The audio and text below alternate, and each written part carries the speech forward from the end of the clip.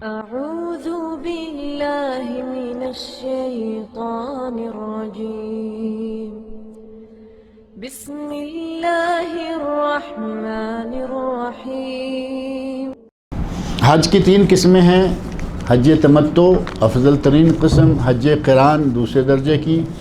نبی صلی اللہ علیہ وسلم نے قران کیا لیکن تمنا تمتع کی اس لیے اس کو افضل قرار دیا جاتا ہے۔ اور تیسری آخری اور ان دونوں میں سے کم درجے والی ہے حج افراد۔ اور حج قران یہ ہے کہ آپ میقات سے دونوں کا اکٹھا احرام باندھیں گے۔ میقات پہ آپ آ کے کہیں گے اللہم لبیک حجن و عمرہ، حج و عمرہ دونوں میرے اس احرام میں ہیں۔ ایک ہی احرام میں حج و عمرہ آپ نے مکمل کرنا ہے۔ مکہ جائیں، طواف کریں، سعی کریں، نہ بال کٹوائیں نہ احرام نکالیں۔ 8 تاریخ تک رہیں، چاہے آپ کو 15 دن پہلے آ گئے یا جب بھی آ گئے، 8 تاریخ تک احرام کی حالت میں رہیں۔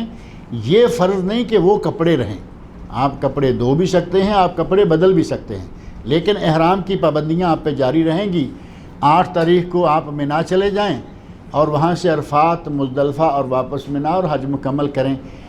جس طرح افراد والوں کے لیے ایک صحیح کافی ہے، پہلی صحیح کی ہے تو 10 کو نہ کریں، اسی طرح قران والوں کے لیے بھی ایک صحیح کافی ہے، پہلی صحیح کی ہے تو 10 کو نہ کریں، ان کی مرضی، اگر کر لیں دونوں مرتبہ تو ٹھیک ہے۔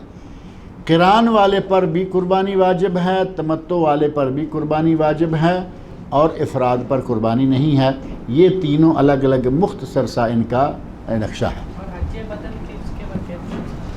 حج بدل جو لوگ کرتے ہیں ان کو چاہیے کہ احرام باندھتے وقت، جب آپ میقات سے احرام باندھتے ہیں تو اللہم لبیک حجن کہا نا افراد والے نے، یہ کہے اللہم لبیک حجن عن والدی، مثلا میرے والد کی طرف سے، عن والدتی، عن عبد العظیم، عن عبد الکریم، جس کی طرف سے ہے عن کر کے آگے اس کا نام لے لیں، اور باقی سب وہی رہے گا۔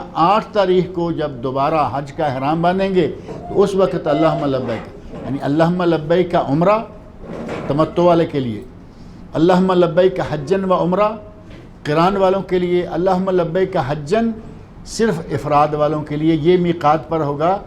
آگے ان تینوں لفظوں کے آگے عن، والدی، والدتی وغیرہ۔ اور جو تمتع والے ہیں وہ چونکہ 8 تاریخ کو نئے سرے سے احرام باندھیں گے، اس وقت وہ کہیں گے اللہم لبیک حجن عن والدی یا اللہم لبیک حجن عن والدتی۔ یہ ہے حج بدل۔ باقی حج سارا وہی رہتا ہے، اس میں کوئی تبدیلی نہیں آتی۔